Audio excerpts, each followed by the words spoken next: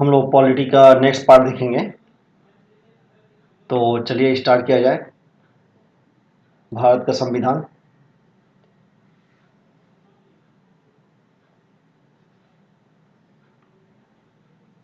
देखिए, भारतीय संविधान का निर्माण इम्पोर्टेंट टॉपिक है और इसे हम लोग अच्छे से देखेंगे।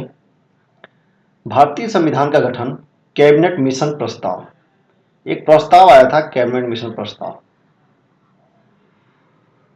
इसी के ऊपर ये जो हमारा भारतीय संविधान का निर्माण या विकास जिसे हम लोग बोलते हैं, ये बहुत कुछ हद तक इस पे क्या है, डिपेंड है।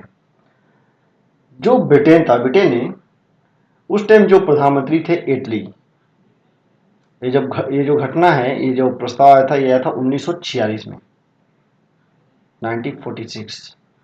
लेकिन इसकी एक पृष्ठभूमि तैयार होती है 1945 में। कब? 1945। विश्व युद्ध लगभग समाप्त हो चुका था और 1945 में क्लीमेंट एटली जो यहाँ के प्रधानमंत्री थे, इन्होंने इन्हीं के द्वारा या इन्हीं के कहने पे कैबिनेट मिशन एक बनाया गया या कैबिनेट एक बनाई गई, जिसमें कुछ सदस्य थे। उसी सदस्यों को हम लोग कैबिनेट मिशन प्रस्ताव का नाम दिया। इसमें जो अध्यक्ष थे वो थे आपके लॉर्ड पैथिक लॉरेंस, और एक और सदस्य थे स्टैफोर्ड क्रिप्स, और एक थे एवी अलेक्जेंडर। तो कौन थे इस मिशन?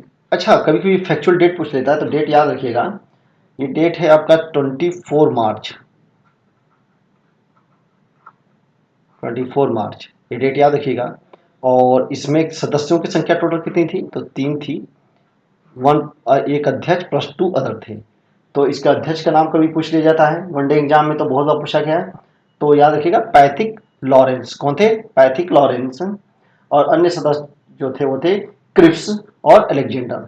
तब पैथिक लॉरेंस, क्रिप्स और अलेक्जेंडर, ये 3 नाम आप याद रखिएगा। चलिए आगे बढ़ते हैं। किया गया था इसमें प्रत्येक 10 लाख की आबादी के लिए एक प्रतिनिधि का प्रावधान था, जो वर्तमान में भी यही कंडीशन है स्वतंत्र भारत में भी। संविधान सभा के प्रतिनिधियों का निर्वाचन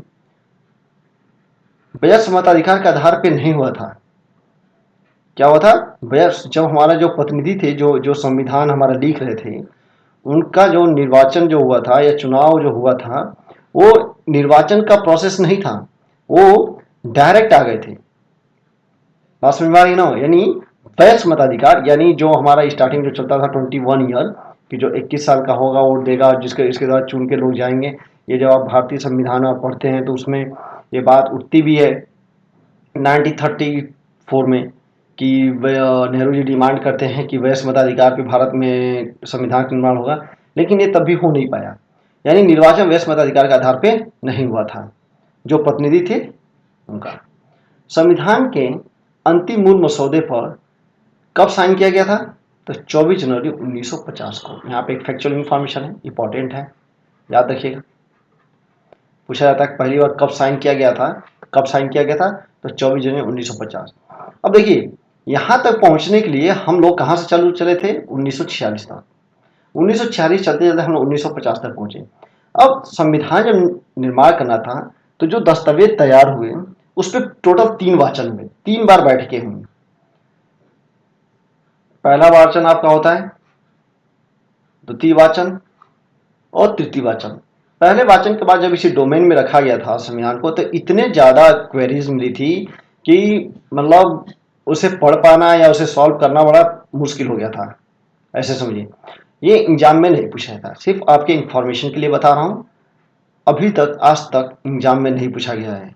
इस चैनल पे आपको ये भी बताया जाता है कि क्या पढ़ना है और क्या नहीं पढ़ना है। तो ये मान चलिए आपको बताया सब कुछ जाएगा, कहाँ से क्वेश्चन आते हैं वो अलग से डिनोट किए जाएंगे। तो आप बस उन क्वेश्चनों को ध्यान दीजिए और उन टॉपिक्स को, पॉइंट को ध्यान दीजिए जो एग्जाम में पूछे जाते हैं। चलिए आगे बढ़ते हैं। संविधान सभा की प्रथम बैठक कब हुई थी? तो 9 दिसंबर 1946 को। ठीक है, अच्छे से याद रखिएगा, इंपॉर्टेंट है समझ। जिसमें डॉक्टर सच्चिदानंद सिन्हा को अस्थायी अध्यक्ष चुना गया था। ये सबसे बुजुर्ग थे और उनको इसीलिए उस तत्कालीन तौर पे अस्थायी अध्यक्ष बना लिया गया या चुन लिया गया। ये क्वेश्चन कई बार आता है एग्जाम में कि पहले अध्यक्ष कौन थे या कौन अस्थायी अध्यक्ष थे, तो कंफ्यूज मत होइएगा कभी भी एग्जाम में कि कौन थे। तो 9 दिसंबर याद रखिएगा कौन थे, सच्चिदानंद सिन्हा। फिर 9 के बाद से 11 को बैठक हुई, कब, 11 दिसंबर को, और डेट वही था, सन वही था, डेट बदल गया था 1946। डॉक्टर राजेंद्र प्रसाद को संविधान का अस्थायी अध्यक्ष चुना गया। तो अस्थायी अध्यक्ष किसे बनाया गया है, डॉक्टर राजेंद्र प्रसाद को। ये सुपर टेट में इस क्वेश्चन को लेकर बहुत विवाद हो चुका है, जो सुपर टेट का पेपर दिए उन्हें अच्छे से पता होगा। आगे बढ़ते हैं। कांग्रेस के कार्यकारिणी ने पटना अधिवेशन में वयस्क मताधिकार के आधार पर संविधान सभा के गठन का प्रस्ताव पारित किया था। पटना में संविधान सभा के संवैधानिक सलाहकार कौन थे, डायरेक्ट क्वेश्चन पूछा जाता है, इंपॉर्टेंट है ये क्वेश्चन, डायरेक्ट पूछा जाता है। मैं डिनोट कर दे रहा हूं ताकि आप लोग कभी कंफ्यूज मत होइएगा। सलाहकार कौन थे, तो कौन थे, डॉक्टर BN राव थे। कभी कंफ्यूज नहीं होना है, इंपॉर्टेंट क्वेश्चन है।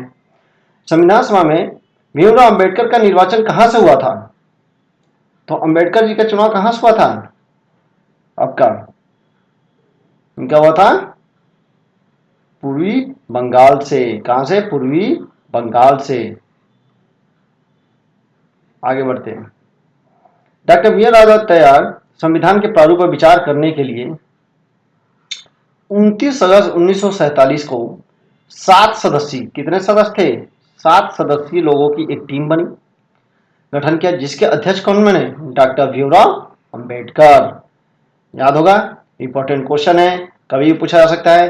फैक्चुअल डेट याद रखिएगा, 29 अगस्त 1947। टीम टोटल लोग कितने थे इसमें शामिल, तो 7 लोग थे, और उसकी अध्यक्षता कौन करे थे, तो डॉक्टर भीमराव अंबेडकर। तो इंपॉर्टेंट है। चलिए आगे बढ़ते हैं। प्रारूप समिति में अपने योगदान के कारण ही डॉक्टर भीमराव अंबेडकर को क्या कहा जाता है, संविधान का पिता कहा जाता है। इंपॉर्टेंट है, कई बार क्वेश्चन पूछ लिया गया है। थोड़े जो लो लेवल के एग्जाम होते हैं इस तरह के क्वेश्चन आ जाते हैं। चलिए आगे बढ़ा जाए। प्रारूप समिति में कांग्रेस के एकमात्र सदस्य कौन थे, इंपॉर्टेंट है, वेरी वेरी इंपॉर्टेंट। ये तो क्वेश्चन कई बार पूछा गया, पीसीएस में क्वेश्चन पूछे जाते हैं। तो कौन थे, KM मुंशी थे, इंपॉर्टेंट है। यानी प्रारूप समिति में कांग्रेस की, यानी कांग्रेस जो थी उसके सिर्फ एक सदस्य कौन थे, मुंशी जी थे।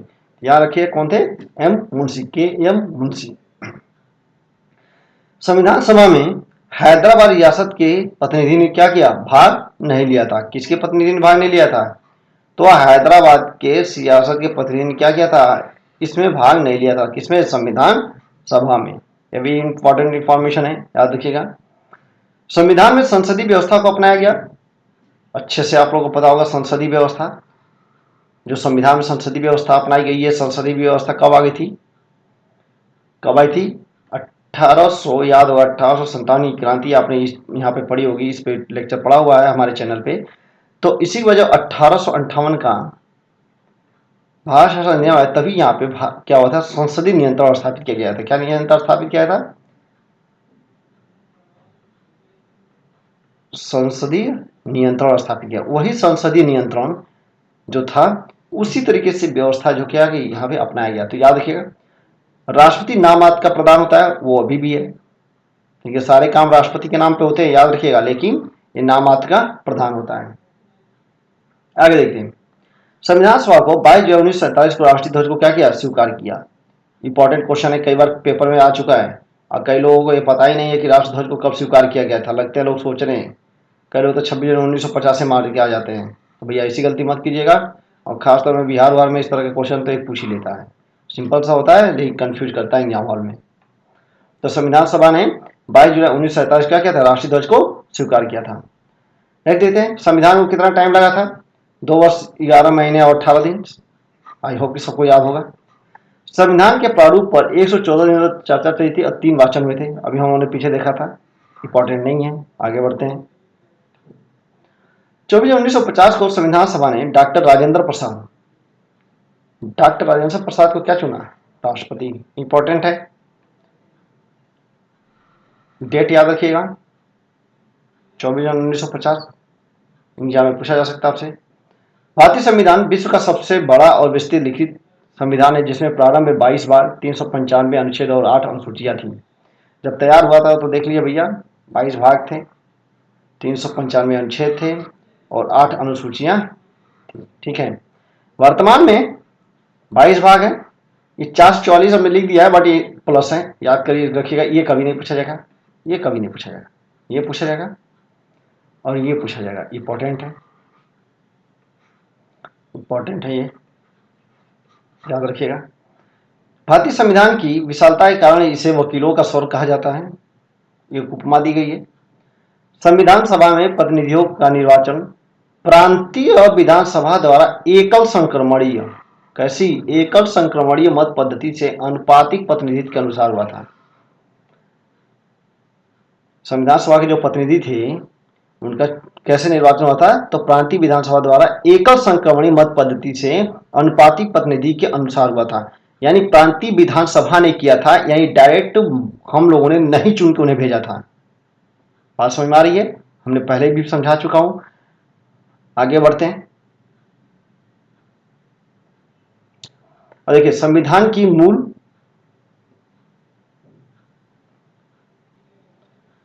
संविधान की मूल समितियां देखते हैं, इंपॉर्टेंट है। यहाँ पे हम लोग सिर्फ वो याद करेंगे और वो सिर्फ देखना है जिसको हमारे एग्जाम में जरूरत है, सभी को याद नहीं करना है, ये बात हमेशा याद रखिए। एग्जाम में आप सब कुछ याद करके नहीं जा सकते हैं, तो थोड़ा ट्रिक समझिए। जहां पे भी संघ संघ होगा, ठीक है, वहां पे पंडित जवाहरलाल नेहरू होंगे। किसी को कोई कंफ्यूजन, याद रहेगा, अच्छे से समझ में आ गया होगा। जहां संघ दिया रहेगा आपको एग्जाम हॉल में क्या करना है, पंडित जवाहरलाल नेहरू टिक करके आ जाना है। आगे बढ़ते हैं, नेक्स्ट देखते हैं। अब देखिए प्रांतीय, प्रांत एकीकरण पढ़े होंगे अच्छे से इतिहास में, तो सरदार पटेल, इनकी बहुत बड़ी स्टैच्यू बनाई गई है, आप लोग बताइएगा कमेंट बॉक्स में। इंपॉर्टेंट है, पूछने के चांसेस कम है, बट इंपॉर्टेंट मान के चलिए क्योंकि हर बच्चे को याद है ये। प्रारूप समिति कौन थे, तभी हम लोग पीछे पढ़ते आ रहे हैं। 7 सदस्यीय टीम के हेड थे यानी अध्यक्ष थे, कौन थे, भीमराव अंबेडकर। नेक्स्ट देखिए मौलिक अधिकार एवं अल्पसंख्यक, सरदार पटेल। तो सरदार पटेल जी कितने के थे, 2 के थे, प्रांत और मौलिक, प्रांत और मौलिक, याद रहेगा। प्रांत और मौलिक के सरदार पटेल जी थे 2। प्रारूप समिति याद रहेगा कौन, भीमराव अंबेडकर। और अल्पसंख्यक समिति के कौन हेड कर रहे थे उस टाइम, राजेंद्र प्रसाद। और मूल अधिकार कृपलानी, इंपॉर्टेंट नहीं है बट आपको बता दे रहा हूं कि यहां से लेके यहीं तक क्वेश्चन पूछे जाते हैं मैक्सिमम। यानी अगर आपको इतने याद हैं, यानी 2 ये याद कर लीजिए, 2 ये याद कर लीजिए, 1 ये याद कर लीजिए, तो आपके एग्जाम में काम बन जाएगा।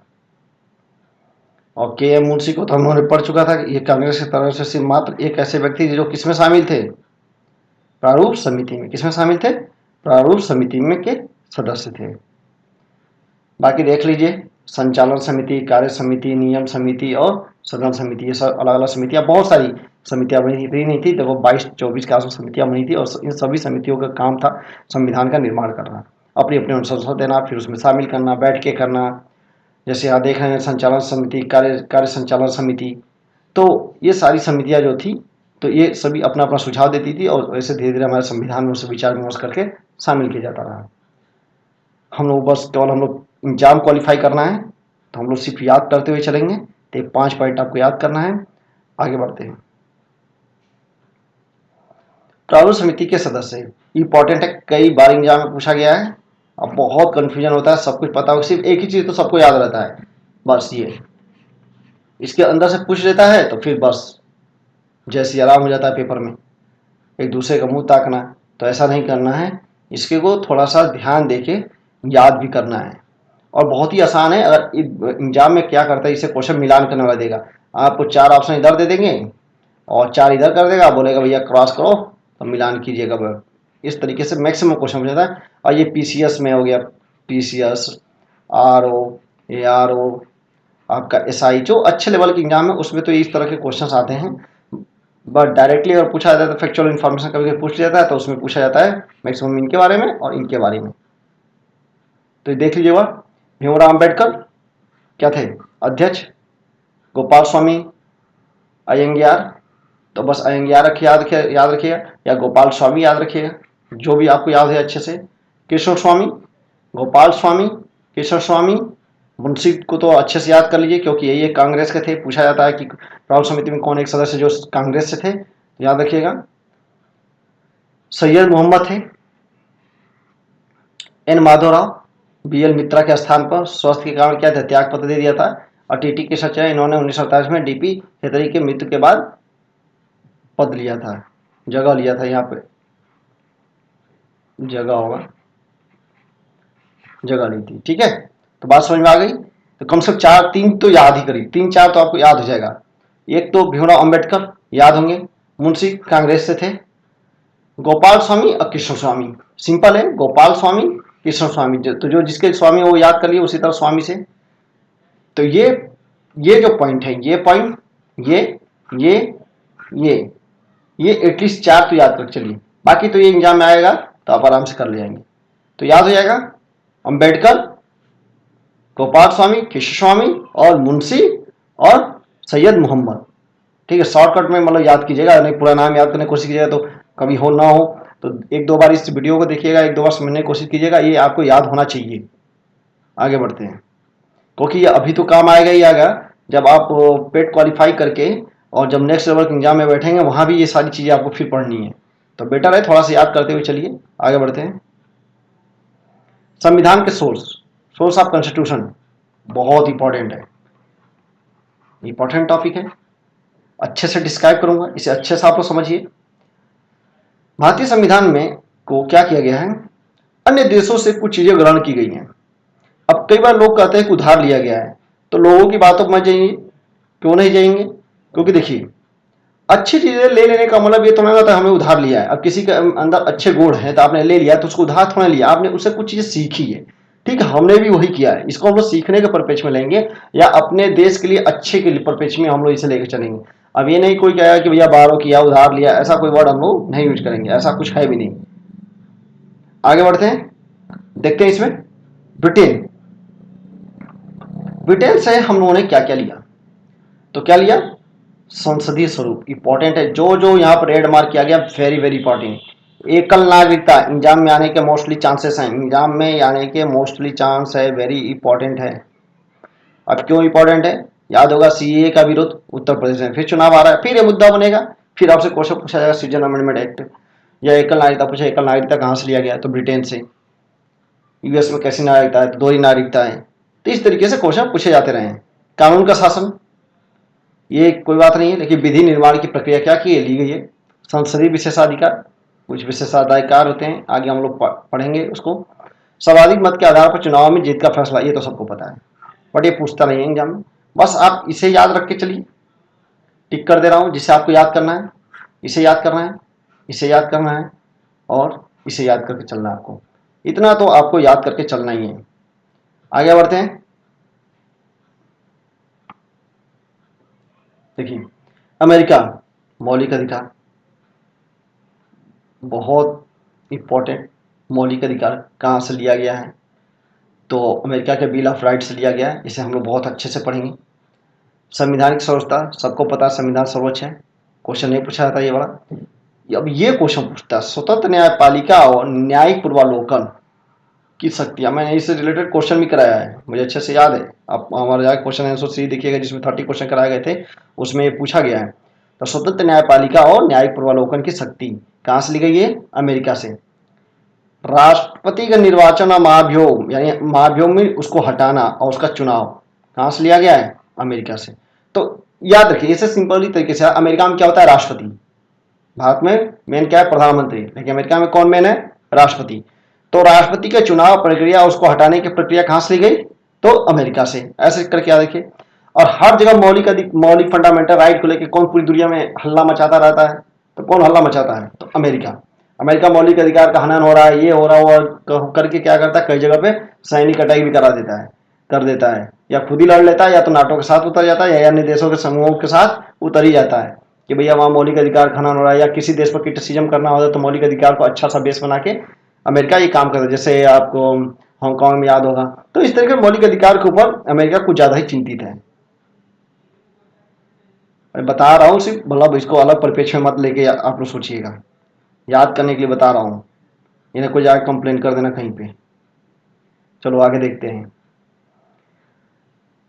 तो देख लीजिए, तो राष्ट्रपति और महाभियोग आपको अच्छे से याद हो जाएगा, कहां से लिया गया, अमेरिका से। डोनाल्ड ट्रंप को अच्छे से याद रखिएगा, सब याद आ जाएगा। उपराष्ट्रपति का पद वित्तीय आपात, वित्तीय आपात, इसके लिए आर्टिकल पूछा जाता है।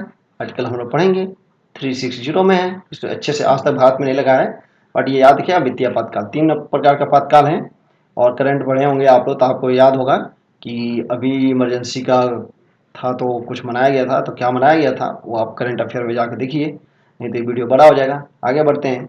कनाडा, अर्ध संगठन सरकार, सशक्त केंद्र और शीर्ष शक्तियों का सिद्धांत। देखो केंद्र कैसा है, सशक्त है, लेकिन जब हम लोग आगे कहीं पढ़ेंगे तो पता चलेगा केंद्र सशक्त के साथ साथ राज्य भी मजबूत है, यानी केंद्र के लचीला भी हो जाता है और केंद्र कहीं कठोर भी हो जाता है। यानी एक सशक्त केंद्र की बात कहां से ली गई है, कनाडा से। और शीर्ष शक्तियों का सिद्धांत, यानी और शीर्ष शक्तियां किस में निहित रहेंगी, तो केंद्र में निहित रहेंगी। ये क्वेश्चन कई बार पूछा जाता है कि और शीर्ष शक्तियां किसके अंदर निहित हैं, तो और शीर्ष शक्तियां किसके पास है, केंद्र के पास है। किसके पास है,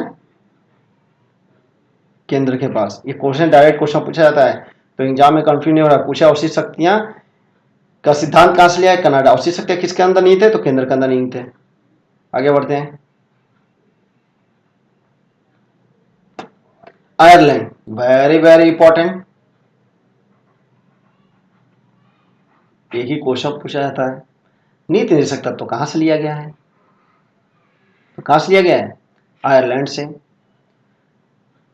अब नेक्स्ट व्यवस्था देखिए, राज्यसभा में 12 सदस्यों को चुनने का प्रोसेस कहां लिया जाता है, तो आयरलैंड से। आप पढ़े होंगे 12 सदस्यों को। इन 12 सदस्यों को कौन कौन नियुक्त करता है, तो हमारे कौन नियुक्त करता है, हमारे राष्ट्रपति महोदय, जो कला साहित्य विज्ञान आदि क्षेत्र से होते हैं उनको नियुक्त किया जाता है राष्ट्रपति के द्वारा 12 सदस्यों को राज्यसभा में। याद रखिएगा। आगे बढ़ते हैं, बस यही 2 क्वेश्चन हैं याद रखने वाले इसमें।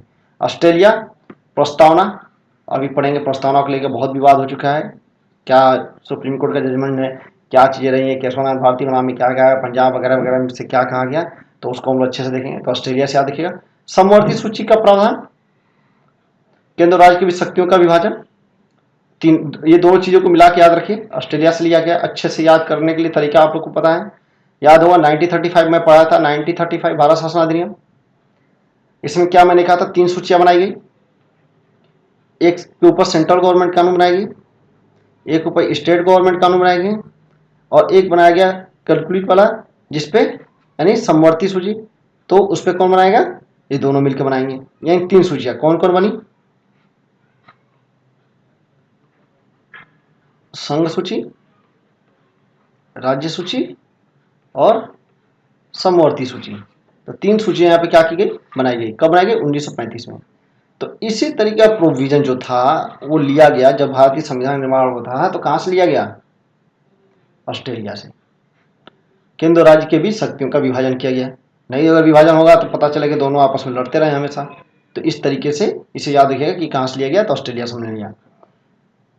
आपातकाल, राष्ट्रपति की शक्तियां, जर्मनी, इंपॉर्टेंट है। आपातकाल के दौरान राष्ट्रपति की शक्तियां अच्छे से पता होगा कि सभी शक्तियां क्या हो जाती हैं। अगर इमरजेंसी लग जाए तो पूरे देश के ऊपर कोई बार आक्रमण कर दे, इस तरह के अगर आपातकाल लगता है तो क्या हो जाएगा, पूरी शक्तियां राष्ट्रपति के पास चली जाती हैं। दक्षिण अफ्रीका, संविधान संशोधन प्रक्रिया इंपॉर्टेंट है, इसे हम लोग अच्छे से भी देखेंगे, याद रखिएगा। आगे बढ़ते हैं। रूस, कई जगह आप देखोगे बुक में लिखा गया USSR, ठीक है। तो पहले USSR था और रूस हो गया, उसका विघटन होने के बाद से वहां से हमने लिया है मौलिक कर्तव्य या मूल कर्तव्य, इंपॉर्टेंट है। जापान, विधि द्वारा स्थापित प्रक्रिया, पूछा नहीं गया आज तक। फ्रांस, तो देख लीजिए फ्रांस से भी क्वेश्चन नहीं पूछा गया। तो जितने इंपॉर्टेंट थे, आई होप मैंने वो सभी चीजें आपको अच्छे से समझा दिया है। देख लीजिएगा एक बार अच्छे से, ये सारा चीज एक बार अच्छे से आप लोग रिवीजन कर लीजिएगा घर पे। चलिए देखते हैं। संविधान के विशिष्ट लक्षण देख लीजिए, कभी कभार क्वेश्चन आ जाता है, नहीं भी आ सकता, लेकिन जानना चाहिए। संविधान पढ़ना सिर्फ इसलिए नहीं पढ़ना जरूरी है, संविधान की वास्तविकता ये है कि इसे हर व्यक्ति को जानना चाहिए। इससे आपके अपने राइट्स पता चलते हैं, यानी आपके अपने अधिकार पता चलते हैं, आपको अपने देश के बारे में, अपने देश के कानून के बारे में एक पूरा सेट ऑफ रूल, जो आर्किटेक्चर चल रहा है, एक प्रधानमंत्री, मुख्यमंत्री, राज्यपाल, हर एक चीज के बारे में आपको जानने का, पूरी की पूरी जानने का एक तरह से सोर्स है ये। तो हर व्यक्ति को ये जानना चाहिए, हर भारतीय को ये जानना चाहिए। चलिए कोई बात नहीं, आगे बढ़ते हैं। जो पढ़ रहे हैं वही जान जाए, वही बहुत है। आगे बढ़ते हैं। भारत का संविधान कैसा संविधान है? लिखित संविधान है। ब्रिटेन की तरह क्या है, परंपरा पर आधारित नहीं है, यानी परंपरा पे यानी यहाँ पे मौखिक है। यहाँ मतलब लोग सोच लेते हैं, चीजें बन जाती हैं, और लोगों में क्या है एडजस्टमेंट या कह लीजिए कोऑपरेशन बहुत अच्छा है, तो इस हिसाब से यहाँ पे कानून बनता है, यहाँ कानून को लिखा नहीं जाता है। ऐसा नहीं कि भारत का संविधान इतना बड़ा था, बट अब क्या कहा जाए, ऐसा कुछ सोचा नहीं गया था कि भारतीय संविधान लिखित तो रहेगा, बट इतना बड़ा नहीं कहा गया था कि जैसे जैसे भारतीय प्रबुद्ध होंगे यानी ज्ञानी होंगे, भारत का संविधान भी इसी तरह छोटा होता जाएगा। बहुत सारे लोगों ने इसकी, जब संविधान लिखा गया तो बहुत सारे लोगों ने इसका आलोचना भी किया कि इतना बड़ा संविधान कौन लिखता है, ये वो वगैरह वगैरह। लेकिन कहा भी गया कि जैसे जैसे भारतीय लोग शिक्षित होंगे और आगे बढ़ेंगे, वैसे से ये संविधान भी हमारा क्या होता जाएगा, छोटा होता जाएगा। लेकिन जस्ट इसके विपरीत आज हो रहा है, क्योंकि हमारे नेता महान नेता हैं। ठीक है, आगे बढ़ते हैं। तो महान नेताओं के बारे में क्या कहना, अपना एग्जाम निकालिए, आगे बढ़िए। संविधान में संघात्मक और एकात्मक व्यवस्थाओं का समन्वय है। संघात्मक भी और एकात्मक व्यवस्था का समन्वय मिलता है। भारतीय संघ की इकाइयों को अपना संविधान रखने की अनुमति नहीं है, यानी जो राज्य हैं, इकाई इन सेंस राज्य का तात्पर्य है, किसका तात्पर्य है, राज्यों का। तो उन्हें अपना राज्य का संविधान, अपना खुद का संविधान रखने का नहीं है। बट एक जम्मू कश्मीर अपवाद रहा, और ये भी अब जब दो भागों में बट गया तब यहाँ भी समाप्त कर दिया गया नए एक्ट के द्वारा। तो इसको भी अच्छे से हम लोग देखेंगे, जब राज्य का पुनर्गठन, जब राज्यों का गठन देखेंगे तो हम लोग आप इसको अच्छे से हम लोग पढ़ेंगे। नेक्स्ट देखते हैं। संविधान में केंद्र की स्वतंत्रता को स्वीकार किया गया है। समवर्ती सूची के विषय पर यदि राज्य और केंद्र दोनों कानून बनाते हैं तो विवाद की स्थिति में केंद्र का कानून क्या होगा, मान्य होगा। मैंने आपको लास्ट लेक्चर में ही आपको अच्छे से बता दिया था। भारत शासन अधिनियम 1935 भारतीय संविधान का सबसे बड़ा स्रोत है। कई बार क्वेश्चन पूछा गया, इंपॉर्टेंट है। ये चीजें मैं इसलिए बता रहा हूँ, यहाँ से कभी कभार क्वेश्चंस आ जाते हैं। अगर आप आर ओ पीसीएस लेवल की एग्जाम दे रहे हैं, यूपीएसआई दे रहे हैं, तो इस तरीके से क्वेश्चंस बनेंगे और आप फिर वहाँ पे आप कंफ्यूज होंगे, करे ये क्या आ गया। तो ऐसा कुछ नहीं है। तो संविधान संघात्मक और एकात्मक व्यवस्थाएं का समन्वय है, और राज्य कभी अपना क्या कर सकता है, खुद का संविधान नहीं रख सकता है। केवल एक अपवाद है जम्मू कश्मीर, और वो भी अब समाप्त हो चुका है 370 जो उसको समाप्त करके। और संविधान में क्या है, स्वतंत्रता को स्वीकार किया गया है, ऑलरेडी हम लोग पढ़ चुके हैं इसको। और समवर्ती सूची के विषय पर दोनों बनाएंगे, ये भी हम लोग अच्छे से आपको बता दिया। अब भारत शासन अधिनियम 1935 भारतीय संविधान का क्या सबसे बड़ा स्रोत है, स्रोत इन सेंस। अब यहाँ पे एक बार देख लीजिए, यहाँ पे जो देख रहे हैं ये जो स्रोत है, तो उस एक स्रोत में 1935 भी है। क्या है, 1935 भी है, 1935 भी है। चलिए, तो आपको आई होप कि आपको ये पूरा लेक्चर अच्छे से समझ में आया होगा। और अगर ये लेक्चर आपको अच्छे समझ में आता है तो इसे शेयर कीजिए। ये आपके सभी एग्जाम, चाहे आप पेट ले लीजिए यानी यूपी ट्रिपल एसएससी का कोई भी एग्जाम हो, इससे बाहर आपसे एक क्वेश्चन ही पूछ सकते हैं, वो मेरी गारंटी रहेगी। और आपका यूपीएसआई हो गया, यूपीपी हो गया, आरओ, एआरओ, इवन पीसीएस के, स्टेट पीसीएस के जितने भी ये पेपर हैं, वो आराम से आप इसको पढ़ के क्लियर कर सकते हैं। हाँ, कुछ सोच होंगे आईएएस का क्यों नहीं बोला, तो आईएएस के लिए ऑफलाइन मिलिए, क्योंकि आईएएस की क्लासेस इस तरह नहीं पढ़ाई थी, उसमें डिस्कशन होता है, उसमें व्याख्याएं बहुत ज़्यादा होती हैं। तो अभी इस तरह की सुविधा इस चैनल पर अवेलेबल नहीं है। जो बात है वो साफ आपके सामने है। आप एसएससी के लिए भी आप इस चैनल को पढ़ सकते हैं। इस पर मटेरियल जो भी है आपको इस लेवल तक की चीज़ें मिलेंगी, आईएएस के लेवल पे भी चीज़ें यहाँ पे उपलब्ध नहीं कराई जा रही। चलिए मिलते हैं नेक्स्ट पॉलिटी के लेक्चर में मिलेंगे। और इसे आप अच्छे से जो जो चीज़ें मैंने पॉइंट बोला उसको स्क्रीनशॉट रख के आप एक बार रिवीजन करते रहिए। आपको चीज़ें याद करनी पड़ेंगी, तभी आप पेपर में अच्छे से परफॉर्मेंस कर पाएंगे और आपको चीज़ें आप समझ जाइए। चलिए मिलते हैं नेक्स्ट लेक्चर में। Have a good day.